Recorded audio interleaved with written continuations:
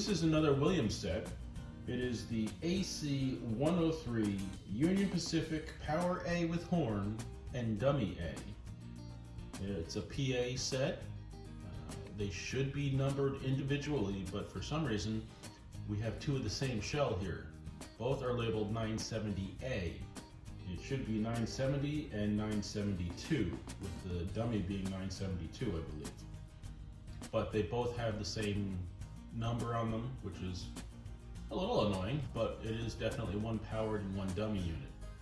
At first I ran the power unit out front, and it was a little shaky, so I flipped them around. The dummy unit's in front now, and it's running a little smoother. It's not running as smooth as I would think it would.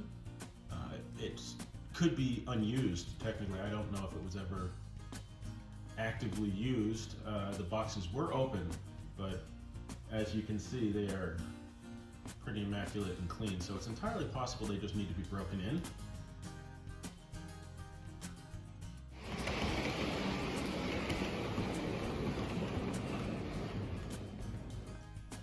The Williams set number AC 105, the new Haven Alco PA with horn and dummy A. These are actually numbered properly. 789 being the power unit and 791 being the dummy. Now these are supposed to operate on 031. I don't have any 031, the least I have is 042, but they do seem to work properly.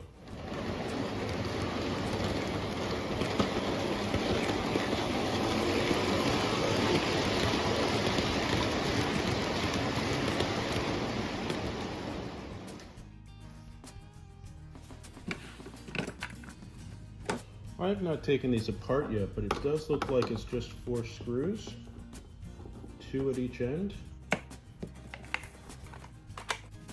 There's 2 screws here at the front and 2 screws at the back.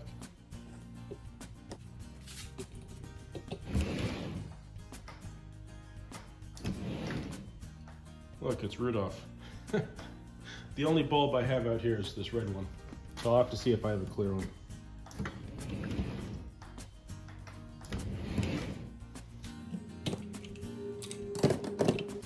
Other than replacing the bulb, there's really not a lot I can do inside of this, so I'm not sure there's a point to opening up the Union Pacific powered unit.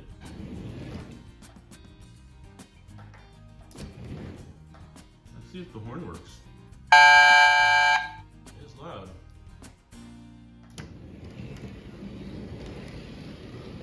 This is the original bulb, and I was going to put in this one. But as you can see, the height is quite a bit different. I don't want it getting too close to the hood of the engine and causing an issue. So hopefully this bulb works, because it's just about the same shape.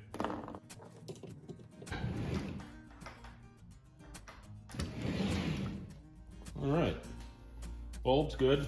We'll put the shell back on.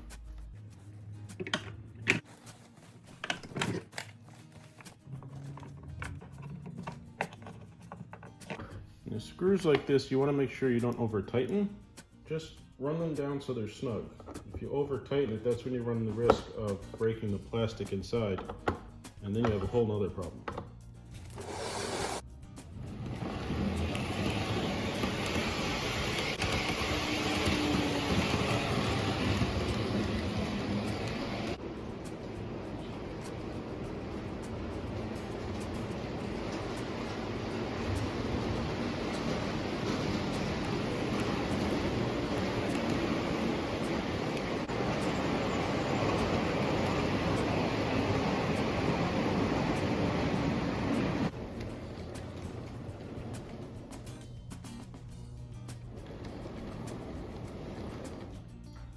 Alright, that operation that I'm getting at slow speeds is a little jerky, but it has nothing to do with the engines. It has to do with the fact that I'm using a ZW transformer. So with a new transformer, they will definitely run a little slower and smoother. So there's really not much I can do to the power unit on this one. So I'm just gonna flip it over and make sure that the axles are all lubed up.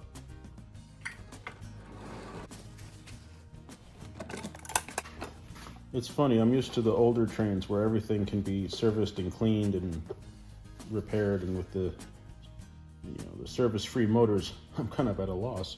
But lubing the axles and everything is still a great idea.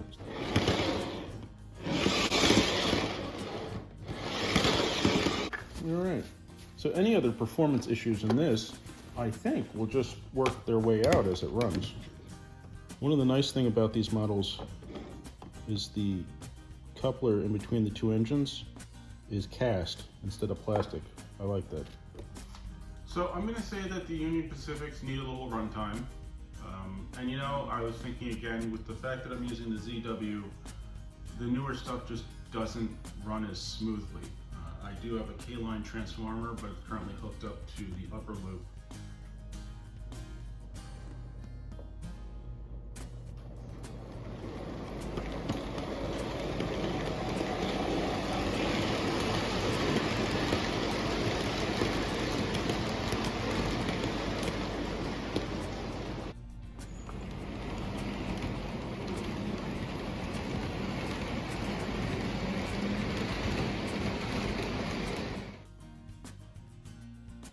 These cars don't go with the PA set, they go with that GP7 up there on the top loop. But I don't have any other new Haven cars to run with this. These cars are also available with the GP7 up there. This GP7 and these cars definitely got more run than some of the other stuff in the collection, but it still looks pretty good.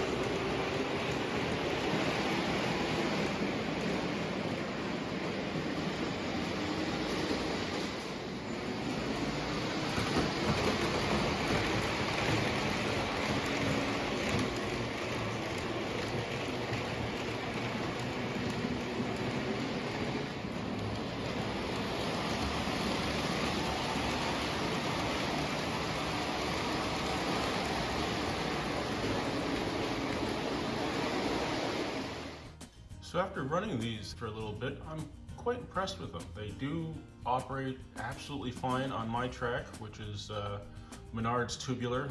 Outer loop is 54, the inner loop is 42. No issues other than some of my scenery was a little too close to the track, but they didn't knock into each other going around. They didn't jam up on the track. They ran fantastically. And now that the Union Pacific has been running for a little bit, it's running smoother, and I think it will run even smoother with a modern transformer. The only problem I guess I have with them is you're really going to need some scale length cars, which that might be an issue on my layout. I mean, you don't need scale length cars. Maybe 18-inch cars at least will look a little better behind these. I mean, after all, they are passenger engines, so you're not going to be running freight behind these things. I mean, unless you want to. It's your railroad, do whatever the heck you want. But prototypically anyway, it should have some passenger cars behind them. And with two engines, you need some decent sized cars behind it. So the lower end Williams cars that are 15 inches are okay, but I really think an 18 or 20 inch car would look a lot better behind these engines. Thanks for watching. I hope you enjoyed the video. Please remember to like, comment, subscribe, and I'll see you next time on Dagryffyn Hobby.